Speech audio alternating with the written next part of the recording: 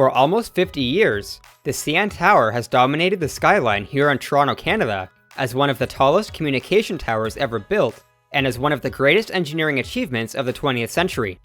Standing at just over 553 meters, the tower opened to the public in the summer of 1976 as the tallest freestanding structure on Earth, and it held that title for more than 3 decades, before being surpassed by the Burj Khalifa in 2007.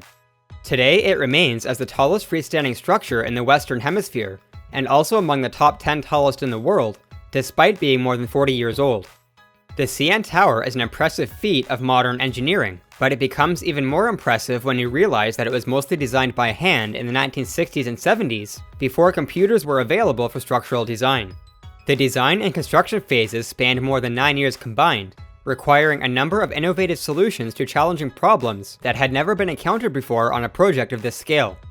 In 1995, the tower's engineers, architects, and construction crew were formally recognized for their accomplishments when it was classified as one of the 7 wonders of the modern world by the American Society of Civil Engineers. The CN Tower is Canada's most celebrated icon, and in today's video, we are going to take a look at its design and how it was constructed, starting from the foundation and working our way to the top of the antenna more than half a kilometer above the ground.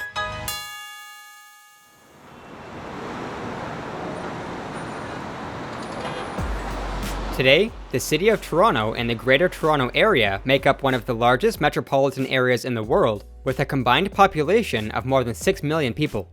The downtown core is positioned right on the shore of Lake Ontario, consisting of densely packed skyscrapers and high-rise condos, with the CN Tower serving as the centerpiece of the skyline. This part of the city looked completely different back in the 1960s, however, which is when planning for the CN Tower first began. It was during this time that Toronto was experiencing a large construction boom, and the first skyscrapers were starting to appear around the city. These tall buildings quickly became problematic for local radio and television broadcasters, because the existing transmission towers in the area were too short to broadcast over them. The solution to this problem was to build a massive communications tower that would be able to transmit signals over any new skyscraper built within the foreseeable future. To accomplish this, the design requirements called for UHF transmitters at a height of 338 meters for television broadcasting, and VHF transmitters at heights ranging from about 460 meters to 540 meters, primarily for FM radio broadcasting. These specifications governed much of the tower's design, from its size and geometry, to the selected materials and construction methods. The decision was made to exceed the minimum height requirement of 540 meters, however, in order to make the CN Tower the tallest freestanding structure ever built, and to demonstrate the strength of Canadian industry. To help cover the cost of this $63 million project, which is about $350 million in today's dollars, several tourist attractions were also incorporated into the design to bring in visitors from all around the world. These include a 360-degree revolving restaurant more than 350 meters in the air, as well as several observation decks offering incredible views of Toronto and Lake Ontario. The tower consists of a 450-meter-tall concrete shaft with a Y-shaped cross-section that tapers along its height, and this is topped off with a 104-meter steel antenna mast. The UHF transmitters are positioned at the base of a 7-story pod structure, which houses the revolving restaurant, 2 observation decks, and other facilities. There is a second smaller pod known as the Sky Pod located at the top of the concrete shaft, which features a single observation deck, and the VHF transmitters are positioned above, along the height of the steel mast. The tower was built by the Foundation Company of Canada for Canadian National, commonly abbreviated as CN, in collaboration with architects John Andrews and Roger Dutoit, and structural engineering firm Nicolette Carrier Dressel and Associates. Construction began in February of 1973 and took 3 years and 4 months to complete, with crews working 24 hours a day and 5 days a week, totaling some 32 million man-hours between the 1,537 workers. Just like any vertical construction project, work started with the foundation before moving upwards, and this is where we will begin taking a more detailed look at the tower's design. The reinforced concrete foundation is 5.5 meters thick and Y-shaped, with 3 wings extending just over 33 meters from the center to accommodate the 3 legs of the tower. Its primary purpose is to support the self-weight of the tower as well as the overturning moments and shear forces caused by wind, and to distribute these forces to the ground below. More than 56 metric tons of earth and rock had to be excavated in order to construct the foundation, thus allowing it to rest directly on solid bedrock, which consists of horizontal layers of shale. The self-weight of the entire structure is just under 118,000 metric tons including the foundation, and the average normal stress applied onto the bedrock under this load is about 575 kPa. Most concrete foundations have rectangular cross-sections with straight vertical edges. However, this can lead to high shear stress concentrations in the soil due to sudden changes in normal stress. This was not acceptable for the CN Tower because the loads are so large, and the thin layers of shale bedrock would be susceptible to fracture. Fracturing of the bedrock under the foundation could lead to progressive failure and instability of the tower, and this was identified as one of the critical failure modes for the entire structure. To mitigate this problem, the edges of the foundation were simply tapered from a thickness of 5.5 meters in the middle to 1.2 meters around the outside. The reduction in thickness corresponds to a decrease in stiffness around the perimeter, thus reducing the stresses in the bedrock underneath the tapered portions. This ensures that the layers of shale will remain intact, providing a stable base for the foundation and the rest of the tower. Although the self-weight of the tower acts vertically on the foundation and induces compressive stress, the tapered shape of the concrete shaft generates spreading forces that also induce tensile stress in the horizontal direction. Concrete is a material that is very strong in compression, but weak in tension, and so reinforcement such as steel rebar is often used to carry tensile forces within concrete structures. Reinforced concrete is still prone to cracking under tension, however, which is undesirable because water can enter the cracks and cause damage due to freeze-thaw cycles and corrosion of steel rebar. This was a major concern for the CN Tower's foundation since it was going to be built below the water table, and so the concrete was pre-stressed using a post-tensioning system in order to counteract the tensile forces and reduce the probability of cracking. After the concrete was poured, 48 high-strength steel cables were fed through cable ducts, which were pre-installed inside the formwork in a symmetric triangle pattern. Each cable is made up of many individual strands, and each strand consists of 7 steel wires, with a tensile strength of 1,862 MPa. The 48 cables were tensioned using hydraulic jacks and then anchored to the exterior of the foundation, thus providing equivalent compressive forces within the concrete. The final load applied to each cable was just under 1,800 kilonewtons, and the average two-dimensional compressive stress within the foundation was about 6.9 kPa prior to long-term pre-stress losses. A portion of the initial pre-stress was inevitably lost over time due to concrete shrinkage and creep, as well as relaxation of the steel cables. However, this was accounted for in the design to ensure that the foundation will always remain in compression. To prevent cracks from developing during the curing process, a concrete mix with a modest dosage of cement was used so that shrinkage and large temperature gradients could be minimized. This was particularly important due to the foundation size, because large amounts of heat would have accumulated deep within the concrete due to the chemical reactions that occur during curing. Another design element that helped to alleviate the buildup of heat is the fact that the foundation is not solid, but rather hollow on the inside, with a series of caverns that extend from the center and into each of the wings.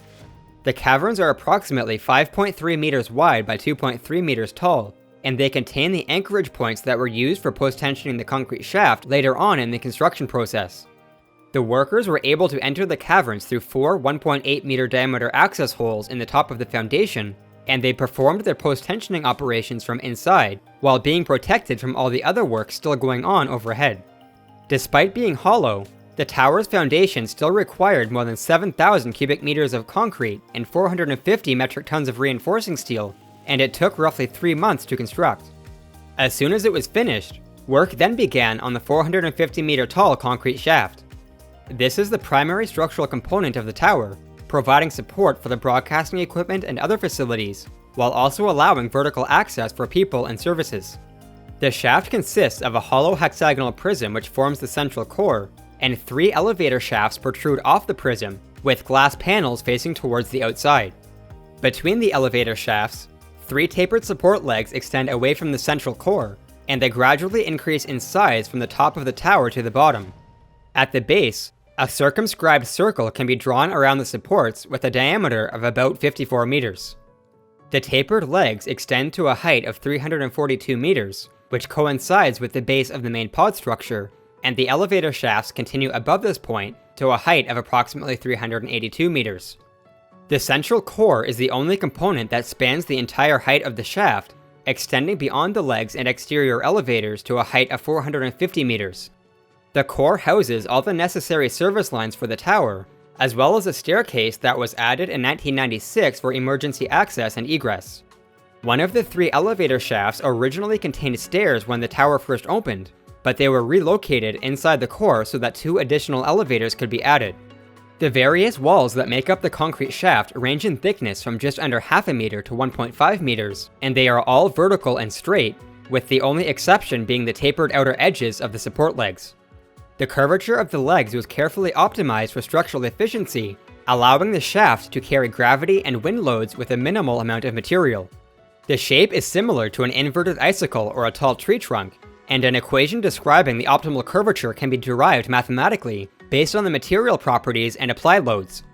This equation can be used for any freestanding tower that is both very tall and not supported by guy wires, and it will always result in a design that is far more economical than a straight vertical prism. In the case of the CN Tower, the tapered legs are not only more economical, but also required for structural support because the shaft is so tall that a straight concrete prism will be crushed under its own weight. Ideally, the concrete shaft should have used a circular cross-section for optimal efficiency. However, the designers wanted the tower to have outward-facing glass elevators so that visitors could see outside on their way up and down. This ultimately led to the Y-shaped design with a prismatic core and 3 tapered legs, and although it sacrificed efficiency, the shape also solved a number of problems involving aerodynamics, local buckling, and post-tensioning.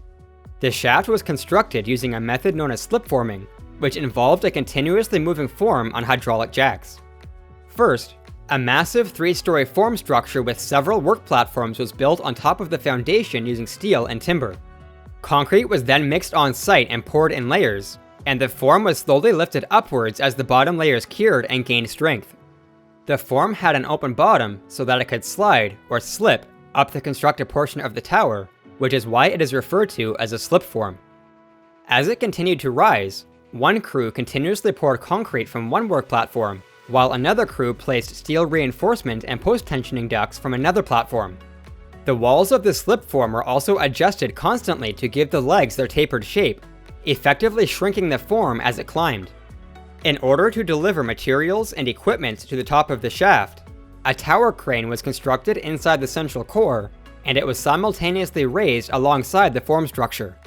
In total, nearly 29,000 cubic meters of concrete and 3,600 metric tons of reinforcing steel were required to build the shaft, and the slip forming process took 8 months, with crews working 24 hours a day. Extreme care was taken to keep the form perfectly straight and level, and as a result, the top of the completed shaft was only out of plumb by about 28 millimeters, or just over 1 inch. This corresponds to a vertical deviation of less than 0.01%, which is quite impressive given the 450 meter height, and the fact that it was built in 1973 without the use of electronic equipment. The concrete shaft of the CN Tower can be thought of as a vertical cantilever that is anchored to the foundation, and it is responsible for carrying significant wind loads in addition to vertical gravity loads. The tower is so tall that the distribution of wind pressure is essentially linear over most of its height, and it has been designed to withstand wind gusts exceeding 400 kilometers per hour, which is greater than the highest recorded wind speed on Earth. Prior to construction, the wind action and response were studied in detail for 6 years at the Boundary Layer Wind Tunnel Laboratory, located at the University of Western Ontario. Here, a 1:450 scale aeroelastic model was used to determine the loads on the various components of the tower using displacement, rotation, and acceleration data. The overall dynamic response of the structure was also studied, and the results were used to design 2 passive tuned mast dampers which are located on the steel antenna mast. Although the wind tunnel testing did not predict any excessive movement under wind loading, the dampers were added anyway to improve the reliability and performance of the antenna. Under a sustained wind speed of 200 km per hour, with gusts reaching 320 km per hour, the top of the concrete shaft will sway as much as half a meter from center, and the top of the antenna will sway as much as 1 meter. When the tower is subjected to any lateral load, either from wind or from an earthquake, shear and bending stresses are induced within the structure, with the highest bending moment and shear force being located at the base. As the shaft bends under the load, one side will experience compressive stress, while the other side will experience tensile stress. It is undesirable to have concrete in tension due to the possibility of cracking, as we have already discussed for the foundation, and so the shaft was pre-stressed using a post-tensioning system in order to counteract the tensile forces. This system provides a uniform compressive stress over the cross-section, so that the shaft will remain fully pre-stressed and not experience any tension up to a 1 in 50 year wind event. For wind speeds exceeding a 1 in 50 year event, the shaft will become partially pre-stressed and cracking may occur on the windward face. However, this will not compromise the structural integrity of the tower, and the cracks can be patched to prevent further damage. The post-tensioning system consists of 144 high-strength steel cables, which were fed through vertical ducts installed in the concrete. Each cable contains 16 to 31 individual strands, and just like the cables in the foundation, each strand is made up of 7 steel wires with a tensile strength of 1,862 MPa. The cables that are located within the core are 450 meters long, extending from the top all the way down to the foundation, while the ones in the tapered legs are shorter in length. The top ends of the cables are anchored into the tops of the vertical concrete walls of the shaft, and the bottom ends are anchored into the foundation inside the hollow caverns. Most of the cables were tensioned from the bottom using hydraulic jacks, and an effective pre-stress force between 1800 kilonewtons and 3500 kilonewtons was applied to each one, depending on the number of strands. Vertical post-tensioning was a relatively new process in the 1970s when the CN Tower was built, and thus it was difficult for the engineers to predict pre-stress losses and constructability issues prior to actual construction, especially on a project of this scale. In order to account for this, extra cable ducts and post-tensioning cables were installed in the shaft, and the pre-stress levels were continuously monitored and adjusted as construction progressed. 2 spare ducts were provided for every group of 10 cables, and the ducts were oversized so that the number of strands in each cable could be increased by up to 20%. Although the ducts were made from rigid helically corrugated steel pipes, a number of them became dented or blocked during the slip forming process due to physical damage or wet concrete falling inside. Many individual steel strands were also lost due to the brake and stressing jack losing grip during post-tensioning, and some strands snapped under the load before the full force could be applied. By the time post-tensioning was complete, most of the additional pre-stress capacity had been used, and 2 blocked ducts in the core had to be cleared with a diamond drill so that cables could be installed. In total, nearly 129 kilometers of steel cable weighing 762 metric tons was used to pre-stress the shaft, providing a combined compressive force of about 365 meganewtons, or 82 million pounds. Once all the cables were fully stressed, the structural elements of the concrete shaft were complete, and work could proceed on the main pod. Construction of the pod began in the summer of 1974, about a year and a half after ground was first broken, and it was one of the last components to be completed before the tower opened 2 years later in 1976. There are 7 primary levels as shown in this cross-section through the center of the tower, and the internal structure consists of concrete floor slabs supported by steel framing. The first level is actually suspended below the pod, and this is where the UHF transmitters are located. A Teflon-coated fiberglass fabric wraps all the way around the base of the structure to form a radome, and it is inflated with air to maintain its shape. The radome protects the broadcasting equipment from strong winds and ice buildup without interfering with any of the signals, and it also improves the overall aerodynamics of the pod. Levels 2 and 3 feature dual observation decks that are open to visitors, offering incredible views of the city with floor-to-ceiling windows, an outdoor terrace, and glass panels that are installed in the concrete floor. I had the opportunity to visit the tower before making this video, and although I was assured that the glass floor is 2.5 inches thick and can support the weight of 35 moose, it was still terrifying to stand up there looking 342 meters straight down. Level 4 of the pod contains a revolving restaurant, with a ring-shaped turntable that rotates 360 degrees around the circumference. The turntable sits on top of a staggered concrete slab, which allows the rotating floor to remain flush with the stationary portion as it moves around the outside. The dining area is positioned on the moving floor, and guests get to experience a full 360-degree view of Toronto and Lake Ontario as it makes one full rotation about every 72 minutes. Levels 5, 6, and 7 are off-limits to visitors, with Level 5 being used for UHF broadcasting equipment, Level 6 for VHF broadcasting equipment, and Level 7 for general mechanical equipment for the tower. There are several additional levels located above the pod inside the concrete core, and these are used for elevator equipment, as well as for pumping and storage of domestic water. The structural steel frame of the pod forms a 12-sided polygon around the outside of the tower, and the entire structure is supported by 12 reinforced concrete bracket walls, which are mounted to the exterior of the shaft.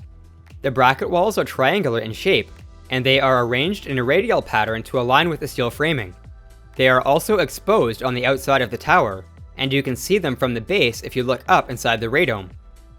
The walls were cast integrally with the floor slab at the second level of the pod, and a post-tensioned concrete ring beam was built into the floor around the circumference. The circular ring beam clamps the bracket walls against the shaft, which provides lateral restraint much like a metal strap wrapped around the wooden planks of a barrel. This eliminates tensile stresses in the concrete that would otherwise result from the weight of the pod sitting on the cantilevered brackets.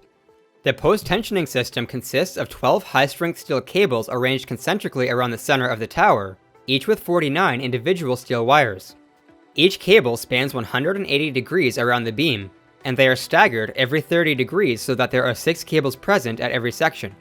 All the cable ends are anchored towards the inside of the beam, and post-tensioning was carried out sequentially in order to ensure symmetry of the resulting stresses. An effective pre-stress force of about 890 kilonewtons was applied to each cable, which corresponds to a total compressive force of 5,340 kilonewtons at any given section within the ring beam. Construction of the pod began at ground level around the base of the shaft, where concrete formwork was built for the bracket walls. 6 individual assemblies were built from steel and timber, and the internal steel reinforcement for the brackets was placed inside the forms. A large steel crown was constructed at the top of the shaft, and this was used to hoist the formwork up the exterior of the tower using hydraulic jacks. The lift spanned a total of 5 days, with the assemblies rising 68 meters per day before reaching their final position at a height of 342 meters. Once in position, the forms were tied together with a steel truss system, and concrete was poured to cast the bracket walls. This was followed by the construction of the second level floor slab and ring beam on top of the brackets, completing the base structure for the pod. The entire formwork assembly was then lowered by roughly 15 meters, and it served as a working platform under the pod for the remainder of construction, before being disassembled and lowered back to the ground. The steel framing for the upper 5 levels was erected on top of the concrete base by a team of ironworkers, which formed a skeleton for the superstructure. All the ironwork for the tower was completed by Canron, and it was an extremely dangerous task for the workers, who were often perched on cantilevered beams without any kind of fall protection. Despite the lack of adequate safety standards, there were some safety measures in place, and no deaths resulting from falls were reported during construction. As work on the main pod continued, the upper sky pod was constructed simultaneously just below the top of the concrete shaft at a height of 447 meters, about 80 meters above the roof of the main pod. It is supported by a circular concrete corbel that wraps around the exterior of the shaft, and access is provided by an elevator located inside the core. The skypod is significantly smaller than the main pod, with only a single-level observation deck enclosed by glass panels, but it is the highest observation platform in the Western Hemisphere, and among the top 5 highest in the world. On a clear day, guests can experience sightlines of up to 160 kilometers, all the way to Niagara Falls in New York State on the other side of Lake Ontario. I also discovered that if you stand up there in strong winds, you can actually feel the tower sway beneath your feet, which was a pretty amazing thing to experience, but also slightly terrifying at the same time. Above the skypod, the steel antenna extends for an additional 104 meters beyond the concrete shaft, reaching a height of just over 553 meters at the very top of the tower. It is supported by a massive steel base that is anchored into the shaft, and it is made up of 39 high-strength steel segments referred to as cans, each measuring between 1 and 6 meters in height. The cans are hollow with a pentagon-shaped cross-section, and they decrease in size moving up the antenna to create a 95-meter tall mast, measuring 3.7 meters wide at the bottom and 0.6 meters wide at the tip. This is topped off by a smaller 9-meter segment with a hollow square cross-section, completing the steel structure, which weighs more than 272 metric tons altogether. VHF transmitters are installed all the way up the exterior of the antenna in groups of 5, which align with the cutouts in the pentagon-shaped cans, and they are secured in place with light steel framing. The cables for the transmitters are fed through the cutouts, where they run back down to the tower, taking up most of the space inside the hollow mast. The antenna is also fitted with various warning lights, 2 passive tuned mass dampers, and lightning rods at the very top, which guide electrical discharge to the ground through copper strips that run the entire height of the tower. In order to protect the broadcasting equipment and prevent ice buildup on the outside of the steel structure, the antenna is fully enclosed by a glass-reinforced plastic skin, which consists of many individual panels with flexible joints. The skin is essentially a radome, similar to the one installed around the UHF transmitters at the base of the main pod, and a plastic material was chosen so that it would not interfere with the radio signals.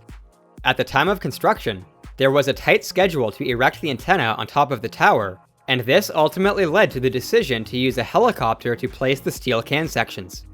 A Sikorsky Sky Crane nicknamed Olga was leased for a 30-day period in the spring of 1975 at a cost of $230,000, which equates to just over $1 million today, and it decreased the overall construction time by an estimated 5 months. Once it arrived on site, the helicopter was first used to remove the tower crane from inside the central core, before completing a total of 56 flights to lift the cans and other components of the antenna, the heaviest of which weighed more than 7 metric tons. The steel cans were fabricated and erected by Canron, and all the sections were pre-assembled on the ground several months prior to construction, in order to test fit the connections and minimize alignment issues during the lifts. Since the helicopter was able to place the cans faster than the ironworkers could bolt them together, several sections were often placed in quick succession and secured with just a few temporary bolts, and another team of workers went in afterwards to finish the installation. Roughly 30,000 1-inch diameter bolts were installed and torqued from both inside and outside the antenna mast, with bolting crews running 2 shifts 7 days a week from a work platform that was slowly winched up the tower.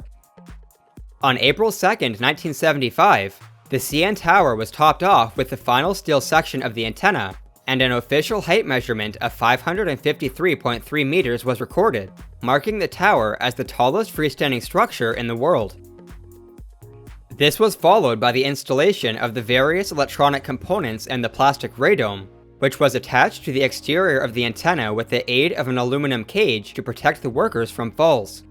With the antenna complete, work continued on the main pod for about another year until the structure was finally finished, and the tower went into service on June 26, 1976, almost a decade after the design process first began.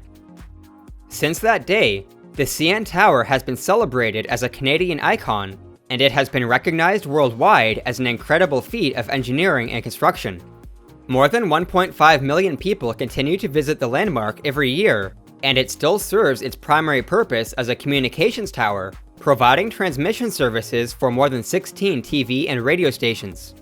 Additional infrastructure has also been installed over the years, allowing the tower to support cell phone providers and digital audio broadcasting.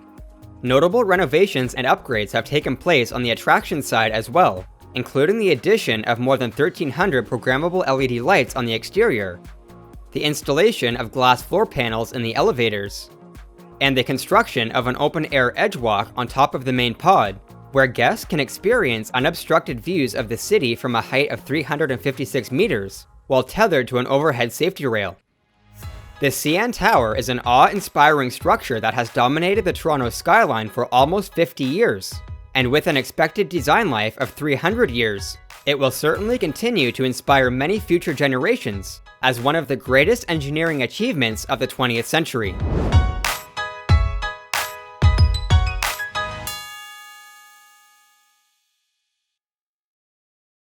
Hey guys, if you enjoyed today's video about the CN Tower, then please consider subscribing to see more engineering videos, and remember to hit the bell to get notified every time a new one comes out. This was a challenging project that has taken several months to put together, and your support really helps me out so I can continue making new content. If you would like to go a step further and donate towards future videos, then you can also check out my Patreon page using the link in the description. As always, thanks so much for watching, and I'll see you in the next one.